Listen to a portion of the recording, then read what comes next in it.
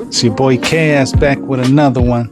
So the Michael movie. If you guys have not checked the movie out already, spoiler alert, because I'm going to touch on a few things that might give a little bit away, and I hate to do that if you haven't seen it already. But overall, I think they did a great job, y'all.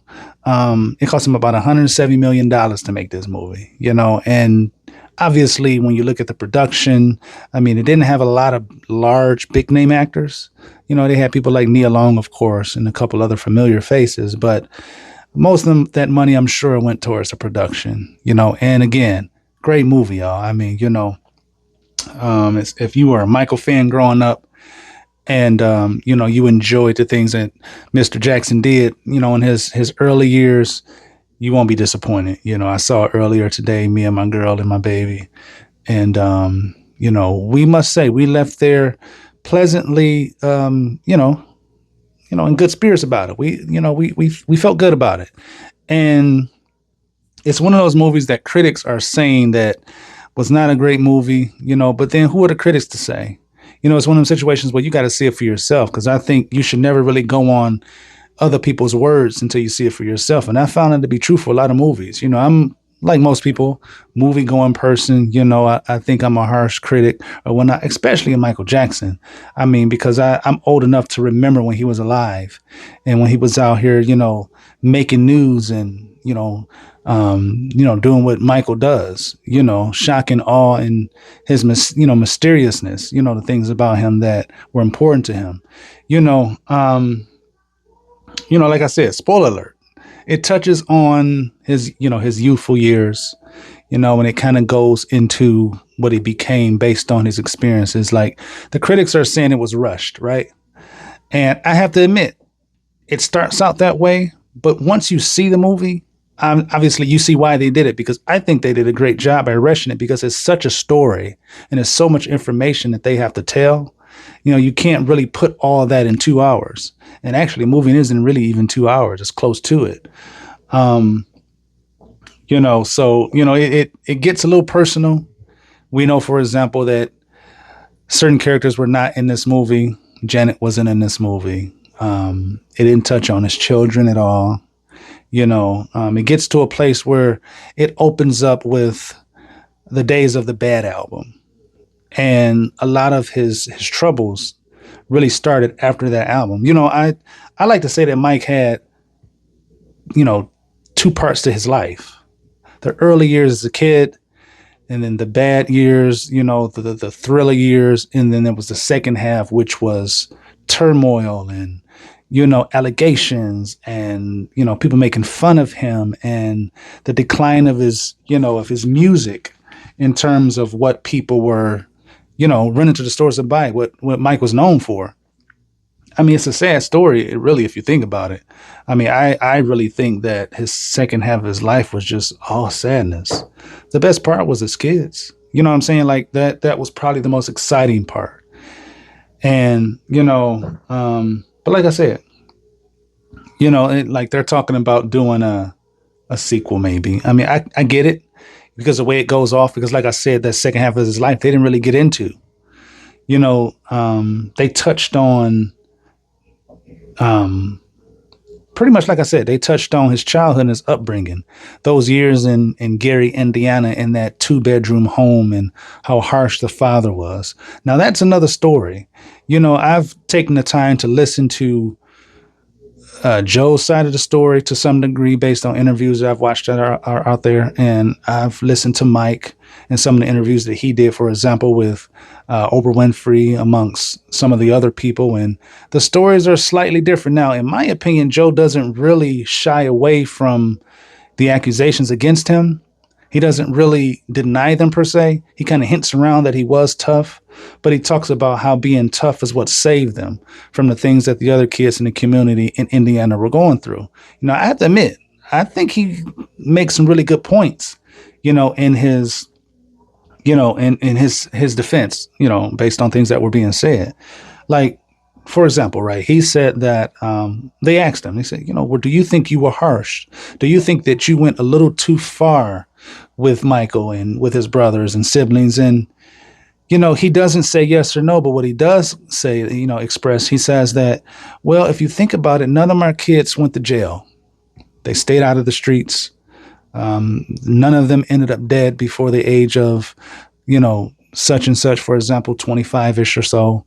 None of them were adult parents and teenage parents.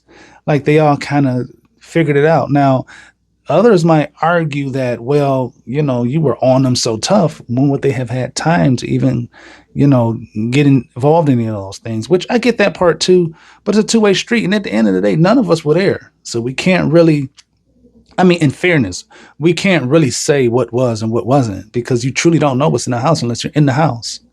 You know what I'm saying? And seen it for yourself. Now, I do think it was hard. And one of the things about this movie, like I said, spoiler alert, he was very harsh. In my opinion, they sensationalized it for the movie. I do think Joe was harsh. You know what I'm saying? It wasn't just about his demeanor. Demeanor means nothing. It's based on what people express. And even him himself talked about being harsh on them for their benefit, though. And so I do get that part, but I think the movie, expressed it a little too harsh, though, in a way like he was the devil almost. And again, but that's movies, though. Movies have a way of sensationalizing things. And I do admit about Mom, I do think she was portrayed as, if I'm being honest, as being weak, like very timid, like. And, obviously we know that she was obviously the backbone of the family and things like that. And they trusted and loved Mom. We all know the history of Mike and his mama, how close they were compared to him and his father. I just don't think she was that weak, though. I just think she respected her husband in a way where she kind of let him take the reins in a lot of areas. But in some situations, I think, she stood her ground in other situations, but she still let him be the father and be the man of the house, which is a lot of what a lot of women did in their time, because women, they, especially when they were mothers of so many children and the husband, he was the breadwinner. Obviously today's world, things are a little different, in terms of how that's viewed in households. And it's all, in so many words, which is another story. And both, adults kind of have to go out and work just to make ends meet. But that's another story, So, like I said, the movie opens up teasing a little bit as though it's going to go into, the history of Bad and moving forward, but it doesn't. It jumps back to his childhood back in Gary, Indiana. And it shows how Joe was this figure, this scary figure, disciplinary in the house, and how Catherine, like I said, stayed in her own lane. And I believe that the movie wants to give you the impression that Mike was this terrified child of his father because his father wanted it that way. Like, the movie throws it in your face like Joe was the devil. Like, you don't talk back to Joe. You don't ignore Joe. You don't have an opinion with Joe. You do what Joe says. And the movie jumps right into that. And I think the reason it does that, because it wants to give you the idea of why Michael, talked so poorly about his relationship with his father later in life. Again, hence those interviews we've seen with Mike later in his life talking about his father. I don't know about you guys, but when I watched some of them videos years past, Mike was 35, 40 years old, and he was still terrified of this man. Mike had been a grown man for years at that point. And you could see the fear in Mike's voice, like if he walked into the room, he would have passed out. So could you imagine being that afraid of a parent, Now, if I get a little personal on that, right, I have a little relation to that in terms of, parenting and being afraid of the disciplinarian in the house. My father was a lot like Joe in terms of discipline and doing the things the right way and having respect and moral character and things like that, and correcting me on the spot if I was wrong for every little thing. My dad wasn't Joe Jackson, though, if I got to be honest, but my dad was a harsh disciplinarian to the fact where I was terrified of him. And my dad had a demeanor like Joe. His eyebrows and facial features and his energy, so I can kind of relate to that. but I still had so much love and respect for my father that to this day, now years later, my dad is almost like my best friend.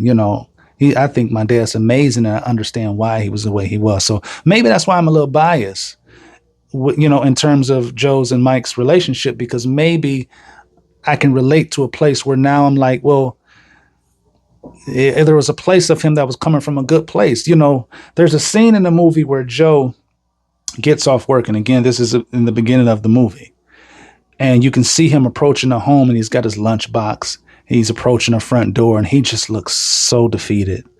He looks exhausted. And I saw that scene. I was like, wow, I can so relate to that. A man doing what he got to do and taking care of his family and just being exhausted after a long day, but you're still doing what you got to do because you got this family. And I've so been there, and I've watched my father go through it, and like I said, I relate to that part. So again, I'm a little biased. I get Mike's viewpoint as well, because again, I wasn't in the house. I can only go by what Mike says. But then I get Joe's viewpoint too. You know what I'm saying? Even though I think Joe could have been, even with my dad, like I said, there's certain things that could have been a little bit more, understanding situations, but, I obviously, like I said, parenting is different for every individual. And obviously I've got kids, and I'm a little different than my dad.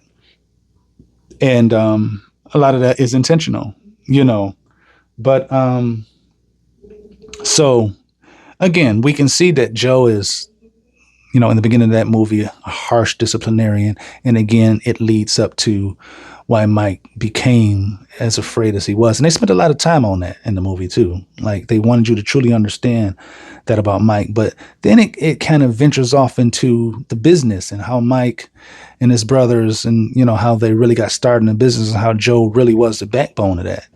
I took it as maybe Joe's thing was, like I said, them hard days in the steel mill, and looking at his sons like, my sons, this is their ticket out. I'm going to harness their talent and make sure that I get them out of this situation, and they have an option other than the option I had. Even though we know there's a history that Joe was a musician himself, and obviously he knew a little bit about that business, and he probably just looked at the things that Motown was doing and figured, hey, I got something, and I can make something out of my children. I can get them out of this situation. I think it went that way too, but obviously that's what it became. And so again, we can see them, everybody know the story about the practicing and the late nights, of rehearsals and performing in the clubs with, which was obviously inappropriate in another story, but the damn near the Chitlin circuit on the East Coast or whatnot, how they were doing that kind of work, and how that led into obviously them meeting Berry Gordy and landing a deal with Berry, and Berry taking them under their wings. And if you listen to the way I'm telling this, it's like I'm rushing it, but that's how the movie does it. It kind of rushes into that, and it shows all these successes, from them as children. I got to tell you, obviously they use some type of AI and some type of voiceover because it sounds just like Mike. And even as a kid, it sounds like Mike, which was probably the real voice of the kid. But it was so close. But Mike's singing voice, I've always noticed how talented Michael was as a kid. But when you watch this movie did a fantastic job of really putting Mike's voice on the front line and showing us exactly what type of talent he had and what Mike could do as such a young kid. Because you might say, well, Joe was so harsh and he was such a disciplinarian in terms of work ethic and pushing them to be better than what they were, that you would think, well, maybe that's how Mike developed it. I'm sure that's true to some degree, but at the same time, Mike had to have that naturally. I mean, his child voice was amazing, in my opinion as well. I even have to admit, I think that Mike's child voice was way stronger and much better than his adult voice, even though he could blow as an adult. But it was just something that was crisp about Mike's child voice. I thought his child voice was amazing. It doesn't spend a whole lot of time in his teenage years because it transitions from that to his latter teen years where he was just about an adult. What I didn't know was that Mike still lived at home during those years. And I'm talking about the years of the Thriller album. You know, it goes into that, and how when he was selling millions and millions of copies of that album, he was still at home. I didn't know that.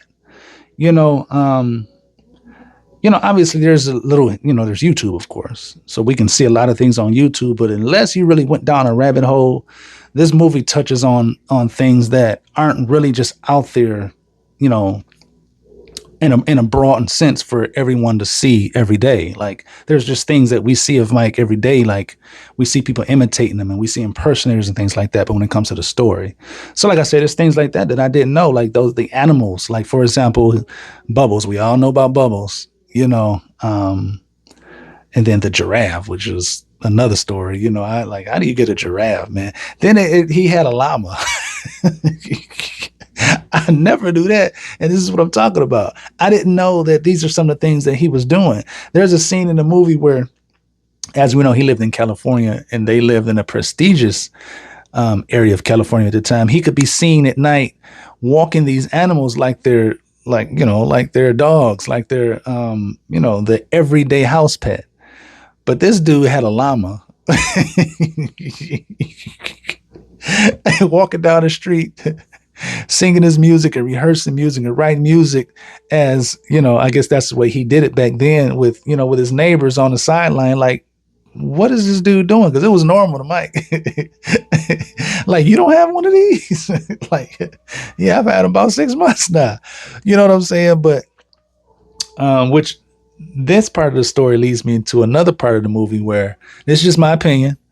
Because, there's the rumors out there that Janet and his daughter Paris were not fans of this movie. I'll get into that in a second. But, there's a few different scenes in the movie where they tried to make light of Mike's childlike personality, especially in relation to his animals and things like that. And it really made him seem quite different, in the eyes of those of us. Well, again, those of us who grew up with him, we remember that. But in the eyes of those that didn't really follow him like that, or the younger people that weren't here when Mike was around, doing those types of things. So I think that there's going to shed a lot of light on that. And in my opinion, I think if there is any real truth to Janet and Paris having issues with this film, it may have to do with how they portrayed Mike in his early years as being this, they called him Wacko Jacko, like as though there was some truth to that. He was just different. I mean, I think Mike was extra sensitive as a human being, as a person, which again, because not to get too much into it again, we talked about Joe and Joe being harsh. I do think there was something about Mike's spirit that was just extra sensitive. There's video footage out there where Mike could be seen talking about how he loved everything in existence, like the trees, the grass, let alone human beings and things like that. So that in itself says a lot about that,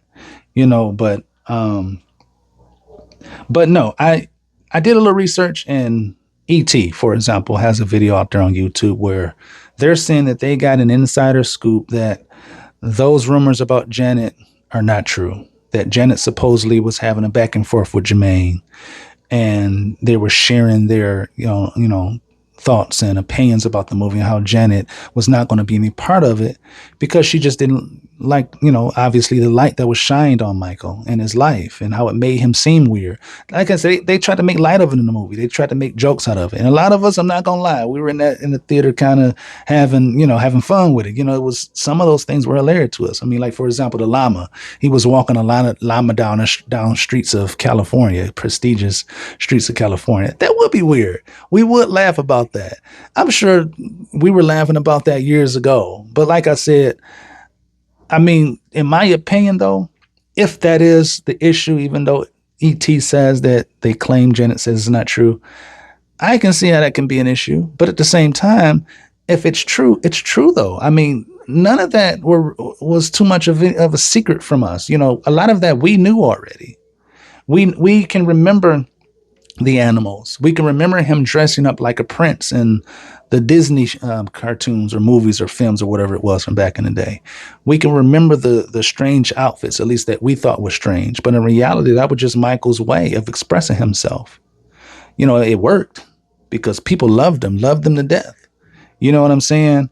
Um, but again, as I found very little out there with peers talking about it. But again, they're not going to be all on social media and being, open like that because we've never known members of the Jackson family other than Latoya to be out there with personal family business like that. We just never known that. And I think the little bit that was out there at a time that it was, Mike was around, and I think Mike did that on purpose for publicity. You hear those stories about, they say that all publicity is good publicity because it brings attention. You know what I'm saying? And I think it's true though. And I think that's the most. Like I said, Latoya is a whole nother story. Because Latoya was out there doing some crazy stuff. I mean, she accused him of really being guilty of the accusations that was against him. She accused him of being, playing for the other team. I'm using code words. There's no disrespect to anybody out there. We know that she was involved in porn and things like that. So she was really the black sheep of the family, almost to the degree where it was a decision that she made on her own, though, because obviously we can't see that anybody pushed her to it. Because everybody else seems somewhat normal to the best of their ability based on their lifestyle. But that's another story. But like I said, I don't think any of that is true, So the movie goes into, from that point, because again, remember, it's rushed a little bit. It goes into the Pepsi scene, right? And all this time, again, which I didn't know, I said Mike was still living in the house. This is during the Victory Tour days. This was the early 80s. This is after Off the Wall, because like I said, Thriller had come around. I thought Mike had been on his own by then, but he was still under his father's thumb.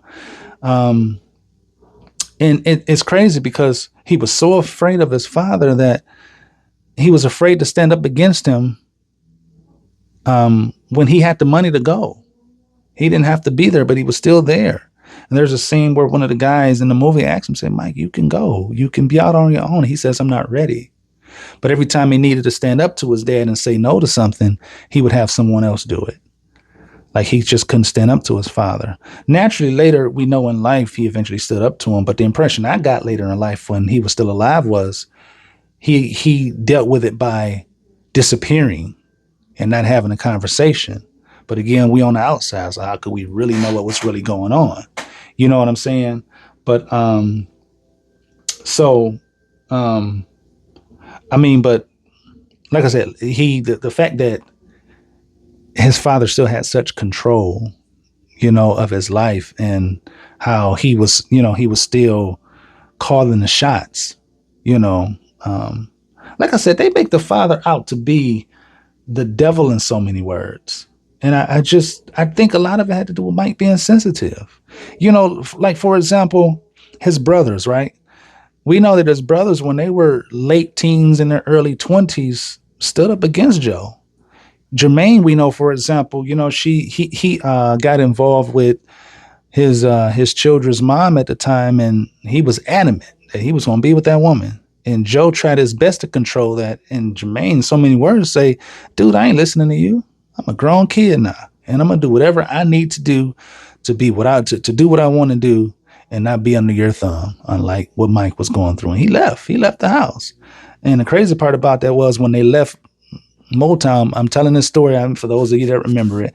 And for those of you that aren't too familiar, you'll probably have to do some Google searches, YouTube searches to really get the background of that story.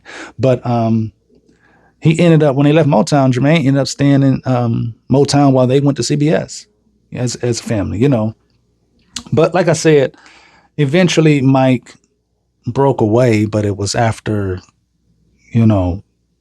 so many years and so much frustration and putting up with it before he actually done so. And what I didn't also know was that it was when he actually bought Neverland, which was probably in the early 90s. I had no clue. I thought Thriller days he had started Neverland, but I was way off on that one, and it's almost like Mike went into a sense of seclusion at that point where he was so determined to break away that he cut off his entire family. And we believe he was still talking to his mom at some point, but the movie doesn't really go into that. It doesn't really touch on that so much. It kind of just shows how he still felt indebted to his family to help and to be there, hence the Victory Tour. where it was the last real time that he had really performed with his brothers full time, and he really worked with them before he broke away. And he I think that's where he found his way. The crazy part about that, though, is, and the movie talks about this as well, is he began to really live his life, but it was almost like he began to live his childhood. And Mike was 30 years old, 25, 30 years old at that point. And, a lot of us as kids, we live out our childhood and we grow out of it very early. And what I found to be interesting was that he got to be 25, 30 years old and he started all over as a kid. And for him growing out of it, in my opinion, he probably didn't grow out of it until he was 40 years old. When his kids came along and he started raising kids, and it seemed like he wasn't as much into those things anymore, where he was running around with kids and he would have sleepovers, and we could see, him having, like I said, kids with him on a regular, like that was a regular thing for him. Opposite the work that he was doing, the movie talks about that too, the foundation work and the time that he spent with a lot of people. We can see in the movie that he spent a lot of time with the sick children of America and cancer patients. And there's a scene about burn victims and things like that, which is another part of the movie where he was I would like to believe this part is true, but with Mike's personality, his heart being so big, he probably want to do that kind of work anyway. But the movie tells us that he was introduced to that after he had gotten burned, because he was in a hospital in the burn unit. And he was around these young people who had these significant injuries, burn injuries, and things like that. So they're talking about doing a sequel, right? I'm like, how can you really do a sequel though? Because the movie cuts off at the bad era. And after that, that's right before the child molestation accusations. And everything after that goes downhill. I'm like, I mean, because if it's true about Janet and Paris, if this movie and insulted them, they didn't touch on any of that stuff. So if they tell this second half of the story, it's all bad. So where do you go with that? I mean, obviously, they would have to sugarcoat a lot of stuff.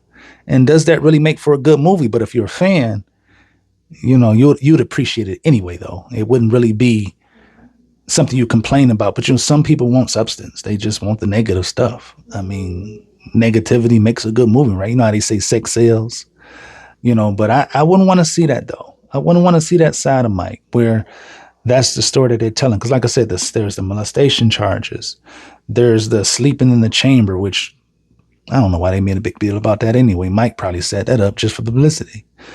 There's the lawsuits. There's the portion where they accuse him with having sleepovers in his bedroom. And there's the drug addiction and the propofol. And there's, all the crazy things that led up to his death, and how he had this amazing tour, the This Is It tour that he was setting up, and how that was about to be like his major comeback, and how that didn't happen because he died. How do you tell that story? They could do it, but I'm just saying, because this first movie was told in a light where it shows how he became who he became and why, but then it also shows the greatness and the amazing characteristics of his heart and how big it was, how passionate and caring it was. I also think it does also touch on Mike being spoiled a little bit, but if you're Michael Jackson, who tells you no? And you've been Michael Jackson for 50 years. You know what I'm saying? Like, regardless if it's right or wrong, who tells you no? You know what I'm saying? So even that leading into what killed him, right? Obviously, many of us know the story. He got started on pills because of the burn injury. I also think that the sleeping issues, the insomnia that he had, was probably related to that, because the movie touches on nerve damage. I had never heard that before. It even claims that he he almost died. Now, I don't know if they mean that based on the injury itself or the burns could have been worse, but they weren't. But if it's true what they're trying to say, I had never heard that. But the nerve damage they're saying that he endured, could that have been related to his insomnia and why he couldn't sleep? Obviously, again, we know that the pain pills started, but the pain pills isn't what killed him, you know. But it all seems related though, right? Because if he couldn't sleep, if he was in pain, and we do hear rumors and stories out there that he lived in pain and he couldn't sleep. I mean, I can understand that. I mean, how can I sleep? How can I rest and relax if I'm just in pain? You know, and if you are someone or have ever known someone that has just lived with chronic pain, it's a difficult thing. I personally haven't, but I've known someone that lived with that, went through that, and I mean, they would be popping pills like candy, you know, and became a thing because they felt nothing else would work, you know. And so I can see that part, but it led to the propofol. But because, like I said, again, it's all intertwined. It all really kind of connects, going back to the Pepsi commercial burn and things like that, right? So again, if you're Michael Jackson and you can't rest and you can't sleep, but you're this important person, and you have this gift and this talent and this platform, and he just needs to sleep, you know, what do you do? You know, I read somewhere that the way that the propofol started was through one of his surgeries, whether it was whichever surgery it was, because if we're being honest, we all know he had surgery, right?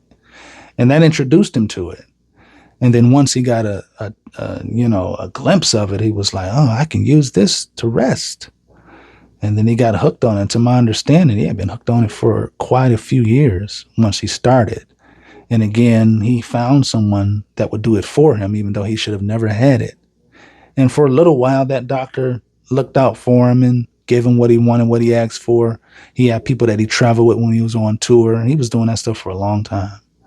But then by the time the last doctor decided it wasn't for him and he didn't want any parts of it anymore, he got the new guy, the Conrad guy, right? And obviously, we know the story about Conrad. Conrad didn't have very much compassion for Mike, in my opinion, anyway. You know, because Mike wouldn't have died, even though we can't fully blame Conrad. But again, who says no to Mike? He would have just found someone else to do it. It's sad, man. Like I said, the whole story is Mike's story is sad. Could you imagine, you know, living in the type of anxiety that he lived through, because he obviously had it from his dad. And he obviously had it from the world at large, because he could see the world at large as though looking through a window and how normal life was for everyone else. But he didn't know what that was like as early as the age of 6, 7, 8 years old. Right. And so, like I said, that became his demise. You know, the movie does not touch on those things. And to get out of a negative light for a second, if I do have to complain about this movie, I have one complaint, because I thought it was a great movie. I did not like the ending. I didn't like the ending scene, the concert. He performs, he performs on bad, right? But he performs a live concert version of it. And it wasn't the singing, because obviously, like I said, they did some type of voiceover. It was the dancing. You know, I'm very critical, because everybody cannot dance like Mike. No one's really going to be spot on, but there are a few people that's close, but no one's really that close. But that scene, he wasn't close at all to me. The rest of the movie, I think he did fabulous. I think he did amazing job. He was on point. You know, I was a little disappointed as well that they didn't spend a lot of time on the Billie Jean scene. Because to me, Billie Jean kind of helped catapult him to a certain level, even though he was already Michael. The dance moves, you know, the sparkliness, the gloves, things like that, right? I think they could have did more with that, but they didn't. Those are my two initial complaints. Are there things that I would have liked to have seen them do a little bit differently with the movie? Possibly. They do not perform Man in the Mirror. I thought that was a mistake. Because that was during that time, before the Bad, you know, the time with the Bad album. I think that was a big deal too, and they didn't touch on that. Again, like I said, they had just missed the mark with certain music from the History album, because History obviously came later. Those are things they haven't touched on, but are they saving that for a sequel? That's just a rumor right now. But we'll see. Like I said, we'll see, because there's so much negativity in the second half of his life. We'll see how that goes. I mean, is this a money grab for the family? I mean, obviously this movie is $170 million to make, but it's already made that two times over. It's already made 300 million, and it's still going, and it's only been 2-3 days now since it's been released. So obviously they've made money. Obviously when business like this is this successful, those that are responsible, they're like on it, like, hey, let's keep it going, let's do more, let's see what we can make happen. And they obviously they want to capitalize. It's been to my understanding that Jafar says that is not really his thing to make this a real business. He has a thing about golf, he says. I said to myself, now, if he wants to, he could capitalize off this just because he has such a likeness, his image, and what he did, you know what I'm saying, with this movie. I even said, to go further than that, he could probably do work with his brothers, even though they're so much older now, but he could probably pull it off. But to my understanding, he says no. I mean, and I get it, because obviously it's a daunting task to take on something like that. As we know, even Mike at some point talked about he hated touring. Like, he hated the grunt work of it and the things that he had to endure to pull it off, But we'll see. I mean, we'll see what comes in the latter years, as far as this production go, because they said this one took 2 years, something like that, couple of years. So we'll see.